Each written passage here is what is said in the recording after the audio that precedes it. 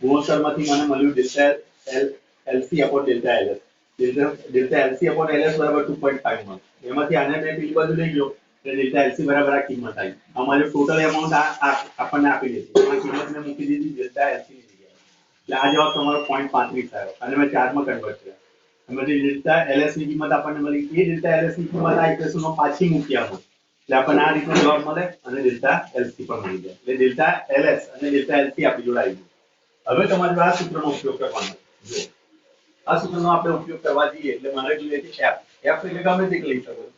તો ys is equal to f ls upon a એટલે લખશો તમે પાઈ r સ્ક્વેર. પાઈ r સ્ક્વેર ગુણ્યા ડેલ્ટા એલસી. એની જગ્યાએ લખાય પાઈ r સ્ક્વેર. મારે જોઈએ છે હવે f ની કિંમત.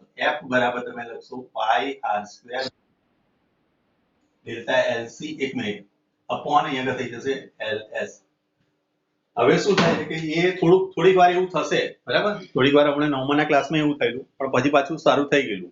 તો થોડીક વાર તમે રાહ જુઓ કારણ કે પેલું કન્વર્ટ કરવા જઈશું પાછો વિડીયો નહીં મારેથી અપલોડ કરાય. અને વિડીયો ફરજિયાત આપણે કીધેલું છે કે ભાઈ વિડીયો તો તમારે અપલોડ કરવાનો જ છે. તો પહેલા તો આપણે વિડીયો બનશે ને એટલે થોડીક વાર ધીરજ રાખો બરાબર. કારણ કે આ હું અપલોડ બી કરીશ બરાબર. હું બોલું છું તો થોડુંક તમે નોટ પેન જોડે રાખો અને એમાં કેલ્ક્યુલેશન કરવાનો પ્રયત્ન કરો. ઓકે માનવ? ઓકે તમે બી નોટ પેન આમ લખજો કે થોડું આછું પાછું ખબર તો પડે કે આ સૂત્રનો ઉપયોગ કરે છે બરાબર. ચલો પેલું આપણે બધું કરવા જઈશું તો એમાં શું થશે ફરી આપણને એ નહીં મળે વિડીયો નહીં મળે. તો કોઈ વખતે તમારે જોવાનું થશે તો એ કંટાળી જશો તમે બરાબર. કારણ કે એ વખતે હું હાજર ના હોઉં તમારે સમજવું હોય તો એ સમજી શકાય. ચલો અહીં લખાય 3.14. r બરાબર મેં કાઢી નાખી છે 1.5 ગુણ્યા 10 ની -3 આખાનો વર્ગ ગુણ્યા y બરાબર ગુણ્યા ls y into y ys બરાબર. ys તમને આપી છે 2. ડેલ્ટા lc કેટલું આવ્યું? c આપણું કેટલું આવ્યું? ડેલ્ટા lc એ આવ્યું છે 5 ગુણ્યા 10 ની -4 ગુણ્યા ys તમને આપ્યું છે 2 ગુણ્યા 10 ની 11 છેદની અંદર ls આપણને આપ્યું છે 1.6. ચલો 3.14 ગુણ્યા 2.25 બરાબર. આનું ગુણ્યા 5 ગુણ્યા 2 ભાગ્યા 1.6 ઇન્ટુ આ 3 ગુણ્યા 6 ઘાત 6 4 10 થઈ જશે. અહીં 10 એકલા જ રહેશે બરાબર. ચલો તો હવે એનું કેલ્ક્યુલેશન આપણે કરીએ. ચલો 3.14 ગુણ્યા 2.25 ગુણ્યા 5 ગુણ્યા 2 ભાગ્યા 1.6 is equal to આવે છે તમારી જોડે 20.4. આમાં કઈ ભૂલ કરી કે શું છે 5.5 pi r square delta lc બરાબર. ડેલ્ટા y s લીધો. c ને અહીંયા તો લઈ લીધો ને આ c ખોટો લીધો. આપણે c નતો લેવાનો. અહીં લેવાનું તો તમારી જોડે s લેવાનું કારણ કે આપણે s લીધો છે ને તો અહીંયા આવશે 2. અહીં થઈ જશે 2 બરાબર. ચલો ફરી વાર જુઓ તો 2 ગુણ્યા 4 3.14 ગુણ્યા 2 ગુણ્યા 2 ગુણ્યા 2.25 ભાગ્યા 6 is equal to 17.66 ગુણ્યા 10 બરાબર is equal to 1.766 into 10 is to 2 and approximately લેવાય 1.8 into 10 is to 2 ન્યૂટન. જોઈ લો આટલો જવાબ આવે. તમે કોઈ પણ યુઝ કરી શકો છો s કે તમે c આ બેમાંથી ગમે તે યુઝ કરશો બોર્ડ તો સરખું જ લાગશે કારણ કે સરખો બોજ આપેલો છે. બોલો સમજ પડી? ખાસ કરીને આવા દાખલા જેડબલઈ નીટમાં આવા દાખલા પૂછાય એનું રીઝન હું તમને કહું છું. કારણ કે અહીંયા આગળ તમને આ બેનો કુલ વધારો આપેલો હતો. આ બેનો કુલ વધારો તમને આપેલો હતો બરાબર. ક્લિયર આટલી વસ્તુ? તો આના પરથી અહીં થોડાક તમે કન્ફ્યુઝ થાઓ અને કન્ફ્યુઝ થાવ એવા દાખલા પૂછે એટલે આ જેડબલઈ નીટની કક્ષાનો દાખલો આપણે કહીશું. ખાસ કરીને નીટની કક્ષાનો તો કરો નીટની અંદર આવા દાખલા તમે મૂકી શક્યા છે બરાબર. ચલો તો આ તમારો એક્ઝામ્પલ જે હતો એ આપણે આવી ગયો. એના પછીનો એક્ઝામ્પલ નથી તમારી પેલો ચેન બનાવી છે ને પેલો માટી ફોડર તારે નહીં બનાવતા ગોવિંદા બરાબર. એ સિલેબસમાં નથી તમારા.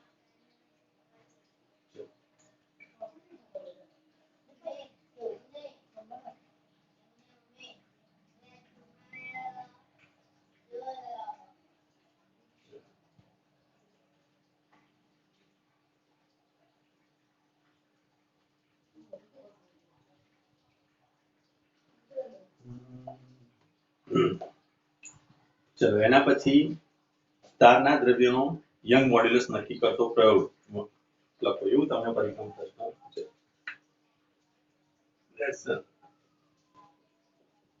તારના દ્રવ્યનો યંગ મોડ્યુલસ નક્કી કરો. આ 2 કે 3 માર્કમાં તમે આ પ્રશ્ન પૂછી શકે છે.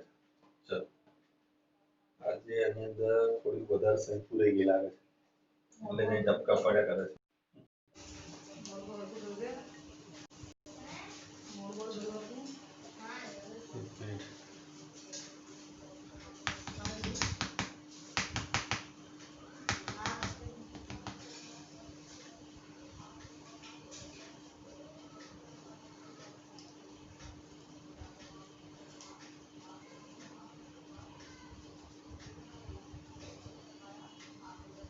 જો ભાઈ આજે પાવર છે નહીં.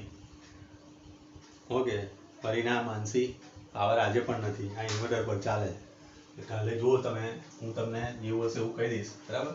પાવરનું કશું આમ તેમ થાય છે તો સવાર રાખી દઈશું આપણે પહેલા. બરાબર?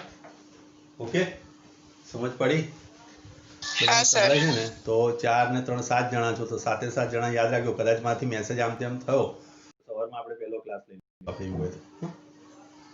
ચલો નીલા, હર્ષિલનો ફોન આવે છે. હર્ષિલનો ફોન આવે, તું લઈ લે.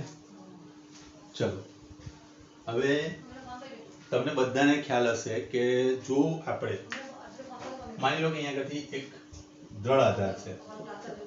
આ દ્રઢ આધાર પર એક મેં તાર લટકાવ્યો, બરાબર, અને એની નીચે હું કોઈ વજન મૂકું. દાખલા તરીકે એમ દળ ધરાવતો પદાર્થ મેં મૂક્યો. આ તાર છે. હા, સમાન આડછેદ ધરાવતો તાર છે. બરાબર? તો આ તારને નીચે મેં એમ દળ ધરાવતો પદાર્થ મૂક્યો તો અધો દિશામાં કયું બળ લાગે?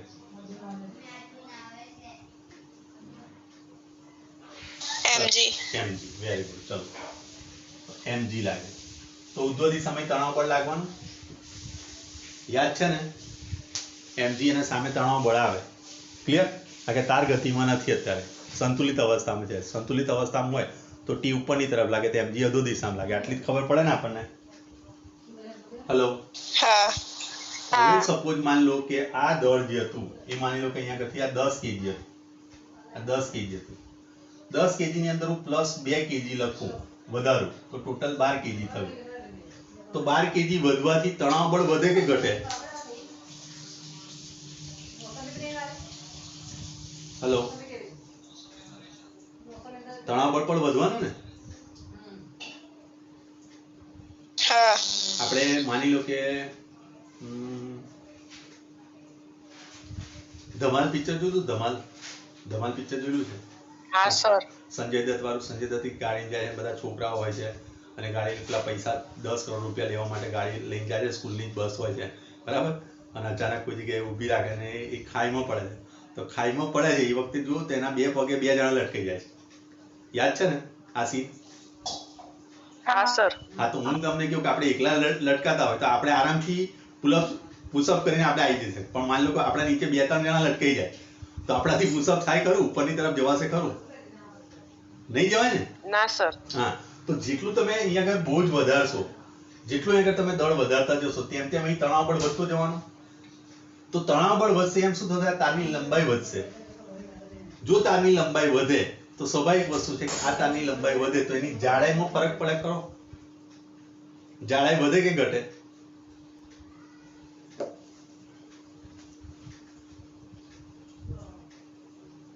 દાખલા તરીકે આપણે અહીં બળ વધારતા જઈએ છીએ, દળ વધારતા જઈએ તો તારની લંબાઈમાં વધારો થાય કે ઘટાડો થાય?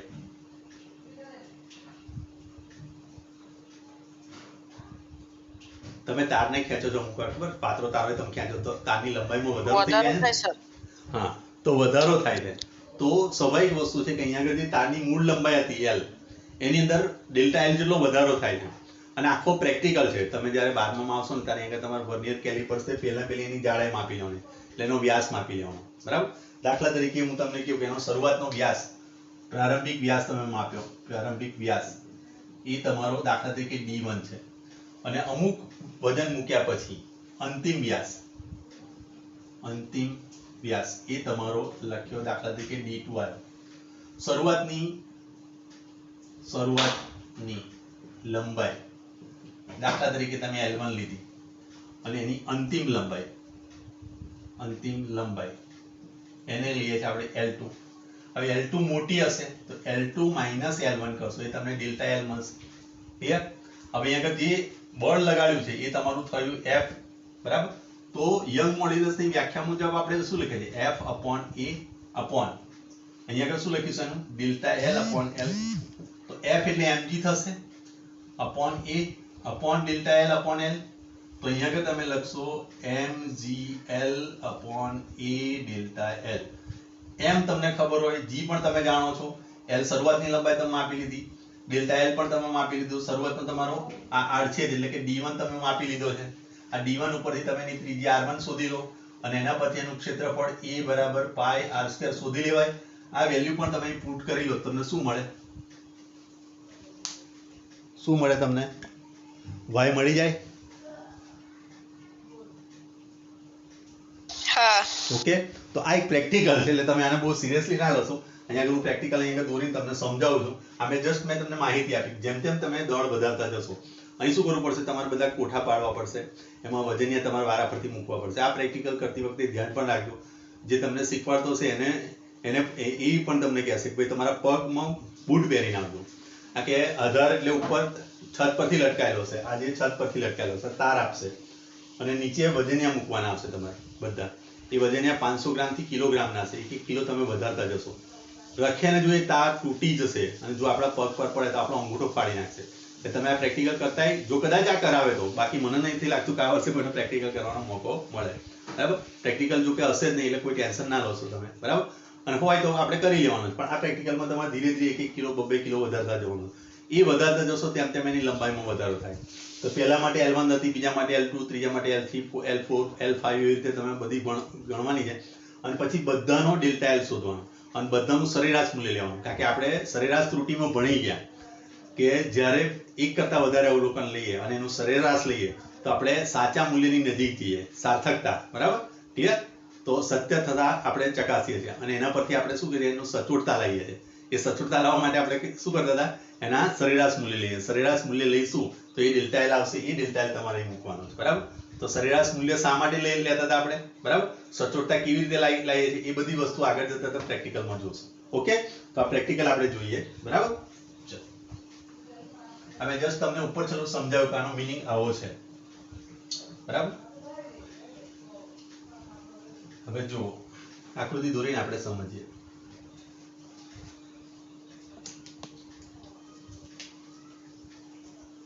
એક સંદર્ભ તાર લેવાનો છે, બરાબર? અને એક પરીક્ષણ તાર લેવાનો, 2 તાર લેવાના છે. આ જળ આધાર પરથી એક તાર મેં લટકાવ્યો. અહીંયા આગળ એને ચોક્કસ એક વજન મૂકેલું છે. અહીં નાનું વજન મૂકેલું છે, બરાબર? ચલો, અહીંયા આગળ એક સ્કેલ મૂકેલી હશે.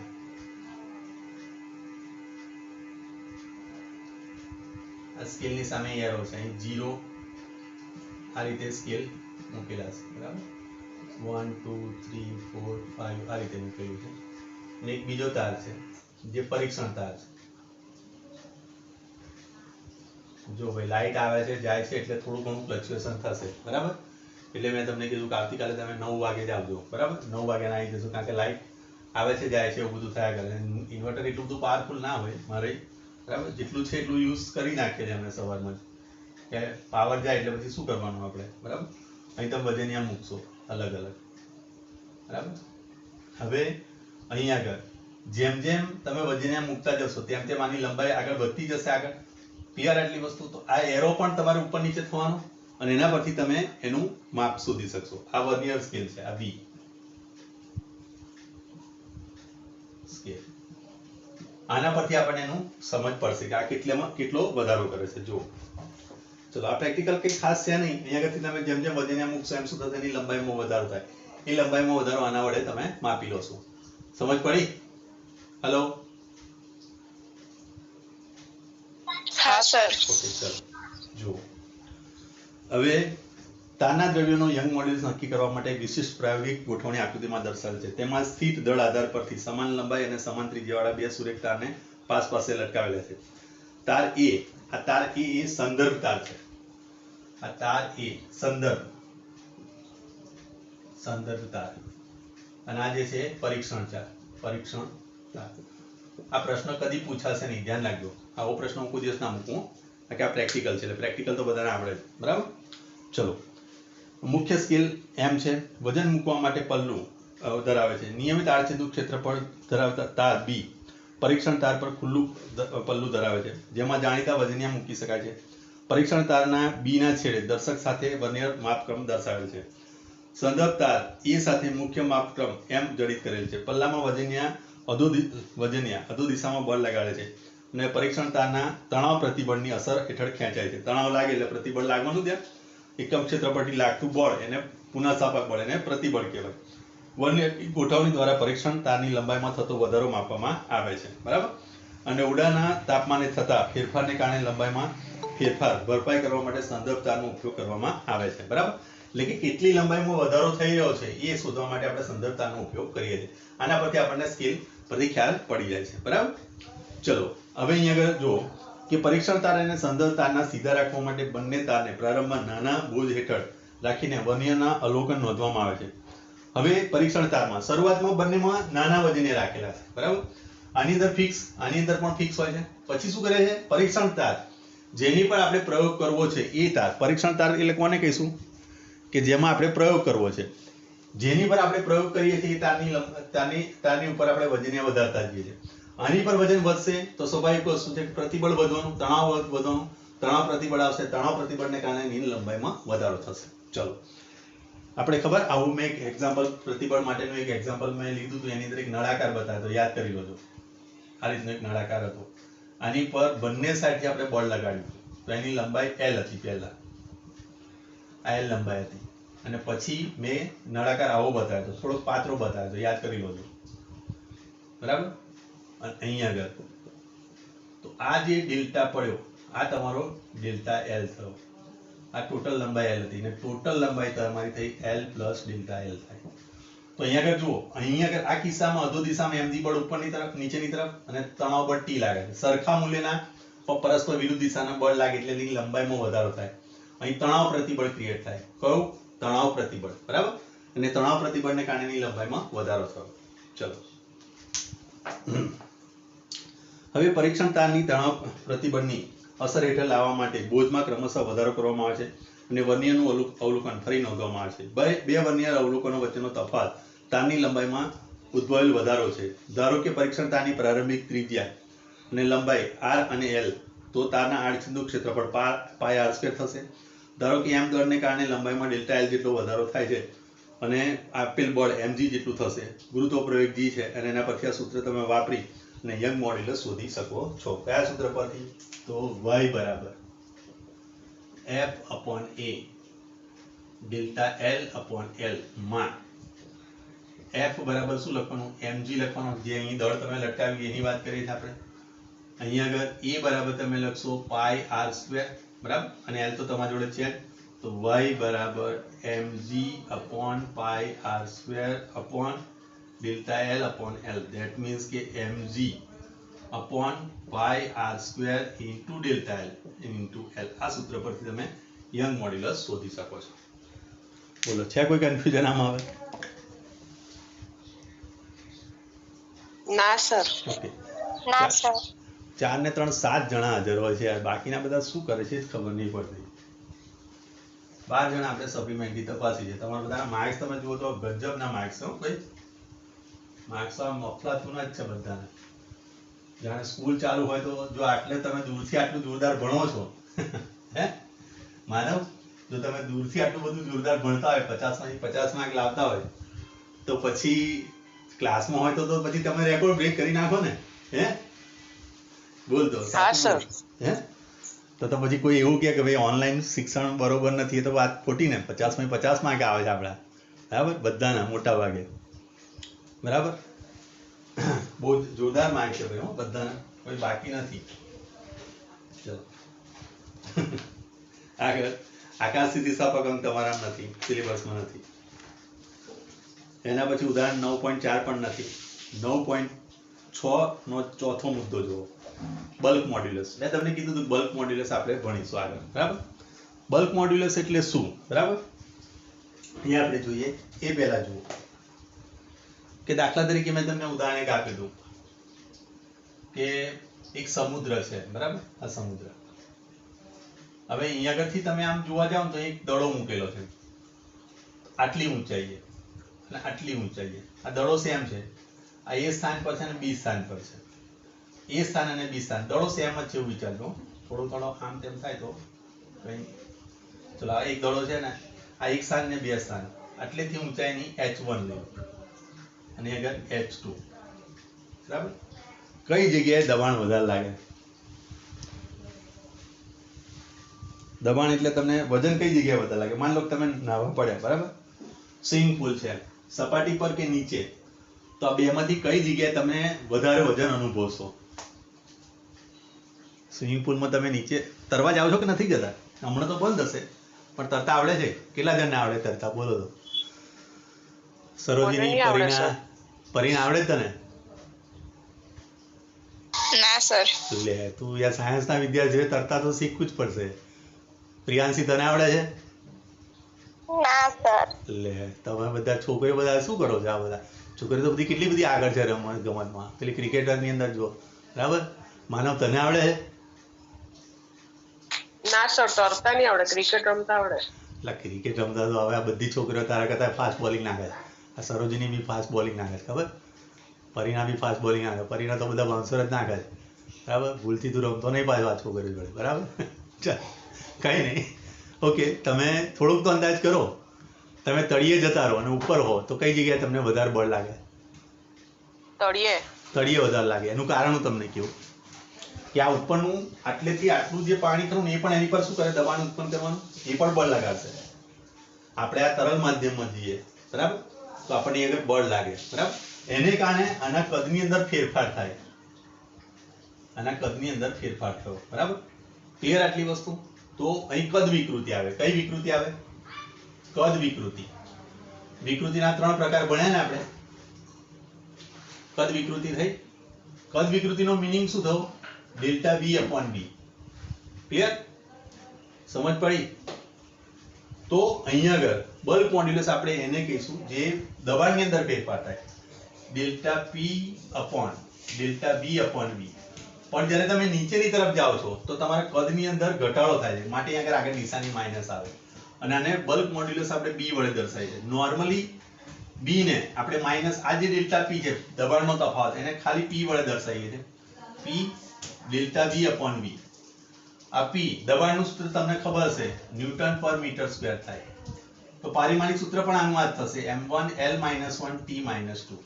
પારિમાણિક સૂત્ર દરેકના સમાન રહેશે. જો બલ્ક મોડ્યુલસ આવશે, યંગ મોડ્યુલસ આવશે, કે સ્થિતિસ્થાપક અંક લઈ લો, k લઈ લો, ગમે તે લઈ લો, તો મોટા ભાગે તમે જોશો તો આકાર પ્રતિબળ અંક કે ગમે તે અંક લો છો તેની અંદર પારિમાણિક સૂત્ર દરેકના સમાન છે, એકમ પણ સમાન છે. આને આપણે બલ્ક મોડ્યુલસ કહીએ છીએ, બરાબર. હવે બલ્ક મોડ્યુલસ તમે જોવા જશો તો ધાતુઓ માટે, બરાબર, ધાતુઓ માટે એનું મૂલ્ય કેવું હશે? વધારે હશે. પણ આની અંદર જે વાયુ હશે એની માટે ઓછું હશે, બરાબર. એટલે કે દબનીય છે. વાયુ છે, પ્રવાહી છે, દબનીય છે, બરાબર. એ જોઈએ, સમજીએ આપણે. જો આગળના પરિચ્છેદમાં આપણે જોયું કે જ્યારે પદાર્થને પ્રવાહીમાં ડુબાડવામાં આવે ત્યારે હાઇડ્રોલિક પ્રતિબળ એટલે કે દબાણનું માપ, હાઇડ્રોલિક પ્રતિબળ થયું. અહીંયા આગળ F અપોન તમે A કરતા હતા તો F જે છે એ હાઇડ્રોલિક દબાણ ઉત્પન્ન કરે એટલે mg અપોન A. આ હાઇડ્રોલિક દબાણ થયું, બરાબર. ચલો, તો જેથી પદાર્થના કદમાં ઘટાડો થાય છે. આથી ઉદ્ભવતી વિકૃતિને કદ વિકૃતિ કહે છે.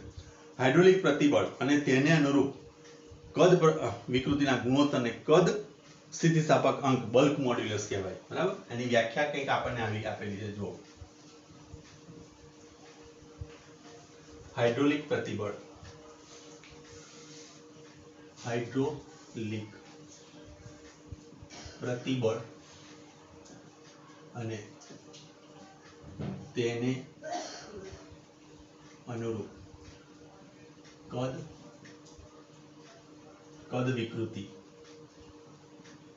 વિકૃતિના ગુણોત્તરને બલ્ક મોડ્યુલસ બી અથવા તેને ગુજરાતીમાં કહીએ છીએ આપણે કદ સ્થિતિસ્થાપક અંક, કદ સ્થિતિસ્થાપક અંક, બરાબર, બી દર્શાવી એટલે કે બી બરાબર minus p delta b upon b. આ કદમાં જે ઘટાડો છે માટે માઇનસ આવે છે, બરાબર, અને આનો એકમ પણ લખાશે ન્યૂટન પર મીટર સ્ક્વેર. પારિમાણિક સૂત્ર થશે m1 l - 1 t - 2. બધા અંકોના પારિમાણિક સૂત્ર સમાન જ રહેશે, બરાબર. ચલો નીચે આપેલી એ લાઈન જુઓ કે ઋણ નિશાની સૂચવે છે કે દબાણમાં વધારો થતા તેના કદમાં ઘટાડો ઉદ્ભવે છે. ક્લિયર આટલી વસ્તુ? આ ઋણ નિશાની શું બતાવે છે કે તમે દબાણમાં વધારો કરશો, બરાબર, એટલે કદમાં ઘટાડો થાય. જેમ દબાણ વધે એમ કદ ઘટે, બરાબર. P proportional to 1 upon V એ મુજબ. આગળ આપણે ભણવાના છે આ બધા વાયુનો ગતિવાદ જ્યારે હું તમને ચલાવીશ ત્યારે એની અંદર બધા નિયમો લઈશું આપણે, બરાબર. બોયલનો નિયમ છે, ગેલ્યુસેકનો નિયમ છે, બધા નિયમ આપણે ભણવાના છે, બરાબર. આમ સંતુલનમાં રહેલા તંત્રમાં બલ્ક મોડ્યુલસ હંમેશા ધન હોય છે. એટલે જો આ માઇનસ લીધું ને આ પણ માઇનસ લીધું એટલે માઇનસ માઇનસ શું થઈ જાય? આ કદની અંદર શું ઘટાડો થવાનો? જ્યારે કદ વધશે, દબાણ વધશે એટલે આ પણ માઇનસ આવે એટલે ટોટલ આનો જવાબ શું હશે? પોઝિટિવ આવશે. જ્યારે એને પણ નેગેટિવ લઈશું ત્યારે સમજ પડી? એના કદની અંદર ઘટાડો થયો એ નેગેટિવ થયો માટે આપણે નેગેટિવ નેગેટિવ પોઝિટિવ થશે. બલ્ક મોડ્યુલસનો એકમ દબાણનો એકમ જ છે એટલે કે ન્યૂટન પર મીટર સ્ક્વેર છે, અથવા તો એને પીએ પાસ્કલ વડે પણ દર્શાવ્યો. પી એ લખજો, પી કેપિટલ લેવાનો, એ સ્મોલ લેવાનો. પાસ્કલ નોટ રાસ્કલ, હો ધ્યાન રાખજો, પાસ્કલ. સમજ પડી? આ પાસ્કલ કહીશું એને, હો રાસ્કલ ના કહેતા. ચલો ક્લિયર આટલી વસ્તુ? કોઈ કન્ફ્યુઝન હતો જોઈ લો. ચલો એની નીચે તમને આપેલું છે જુઓ, ધાતુ આપેલી છે અને એનો બલ્ક મોડ્યુલસ આપેલો છે. એલ્યુમિનિયમ માટે 72, પિત્તળ માટે 61, તાંબા માટે 140, લોખંડ માટે 100, નિકલ માટે 260, સ્ટીલ માટે 160. પ્રવાહી માટે જુઓ, પાણી માટે તો છે જ નહીં, બરાબર, પાણી માટે 2.2 છે, સોરી. ઇથેનોલ માટે 0.9, કાર્બન ડાયસલ્ફાઇડ માટે 1.56, ગ્લિસરીન માટે 4.76 છે, પારો માટે 25 આપેલું. જ્યારે વાયુ માટે તમે જોઈ શકશો તો 1 × 10⁻⁴ છે. વિચારજો આ વસ્તુ. વાયુ માટે તમે જોઈ શકો છો એ 1.0 × 10⁻⁴. એટલે સૌથી વધારે ઘન પદાર્થ માટે આવે, પછી પ્રવાહી માટે આવે અને પછી વાયુ. ક્લિયર? સૌથી વધારે જોવા જઈએ તો ઘન પ્રવાહીમાં જોવા મળે છે, બાકી પ્રવાહીની અંદર ઓછો હોય છે, બરાબર, બલ્ક મોડ્યુલસ. ચલો હવે એના પરથી બીજી રાશિ પણ આવે છે, બલ્ક મોડ્યુલસના વ્યસ્તને, બલ્ક મોડ્યુલસ ના વ્યસ્તને કોણ આવ્યું પાછું? મિતુલ ને દબનીયતા કહે છે. કે વડે દર્શાવે છે. કે લીધું ને? હા, કે વડે, જે દબનીયતા કે કહે છે. આનો મતલબ એ થયો કે કે બરાબર 1/b માઇનસ અહીંયા p delta b upon b. That means લખશો minus delta b upon b upon k. એટલે અહીંયા આગળ તમારું પારિમાણિક સૂત્ર ઉલટાઈ જશે એટલે અહીંયા આગળ તમે લખશો મીટર સ્ક્વેર પર ન્યૂટન. આ રીતનું પારિમાણિક સૂત્ર બને. ક્લિયર આટલી વસ્તુ? ચલો એની નીચેનો પેરેગ્રાફ આખો અંડરલાઈન કરજો, જે રીતે મેં કર્યો છે. અંડરલાઈન કરેલી દેખાશે તમને. જો દેખાય અંડરલાઈન આખી પેરેગ્રાફ? હલો, હા, તે આખો પેરેગ્રાફ કરવાનો. જો કોષ્ટકમાં આપેલ માહિતી પરથી જોઈ શકાય છે કે એ લાઈન કાઢી નાખજો, એ લાઈન નથી લેવાની. ઘન પદાર્થ માટે બલ્ક મોડ્યુલસ પ્રવાહીના મોડ્યુલસ કરતા મોટો છે. મેં તમને આ બધું બતાવ્યું છે, આ શોર્ટમાં લખીને બતાવ્યું, બરાબર. પ્રવાહીમાં બલ્ક મોડ્યુલસ હવાના બલ્ક મોડ્યુલસ કરતા ઘણો મોટો છે. આમ ઘન પદાર્થ સૌથી ઓછા દબનીય છે. ઓછું દબનીય એટલે ઓછું દબાઈ શકાય. આપણે એની પર દબાણ આપીશું તો ઘન પદાર્થ એકદમ આને આમ દબાઈશું એટલે શું થશે? આ ઘન પદાર્થ છે માટે એની પર એટલી અસર થશે નહીં, બરાબર. પણ જો પ્રવાહી તરલ સ્વરૂપ હશે તો એની પર આપણે દબાણ કરી શકીએ છીએ, બરાબર. ચલો ઘન પદાર્થની સાપેક્ષે જ્યારે વાયુઓ સૌથી વધુ દબનીય છે, બરાબર. ઘન પદાર્થની સાપેક્ષે વાયુઓ 10 લાખ ગણો વધુ દબનીય છે, બરાબર. કેટલા? 10 લાખ ગણા વધુ. ચલો ઘન પદાર્થની અદબનીયતા મુખ્યત્વે પડોશી પરમાણુ સાથે દ્રઢ યુગ્મનને કારણે છે. અંડરલાઈન કરજો આ ખાસ બધું. પ્રવાહીના અણુઓ પણ પોતાના પડોશી સાથે બંધનમાં હોય છે, પરંતુ તે એટલું પ્રબળ નથી હોતું. જેટલું ધનમાં હોય છે, ઘન પદાર્થમાં હોય છે. વાયુના અણુઓ તેમના પડોશી અણુઓ સાથે નિર્બળ યુગ્મન ધરાવે છે, નિર્બળ બળ ધરાવે છે, બરાબર. વાન્ડરવાલ બળો કદાચ તમે ભણતા હશો, કેમેસ્ટ્રી કદાચ આવશે તમારે, બરાબર. ચલો, આટલે સુધી કોઈને ખબર ના પડી તો મને પૂછી શકે છે. બોલો, છે કોઈ કન્ફ્યુઝન આમાં? આ બંને રાશિ, બરાબર, બલ્ક મોડ્યુલસ. આ રાશિનો આપણે આગળ 14મા ચેપ્ટરમાં ઉપયોગ આવવાનો છે, માટે આ રાશિને રાખીશ. બાકી આ રાશિ પણ કાઢી નાખતા લોકો.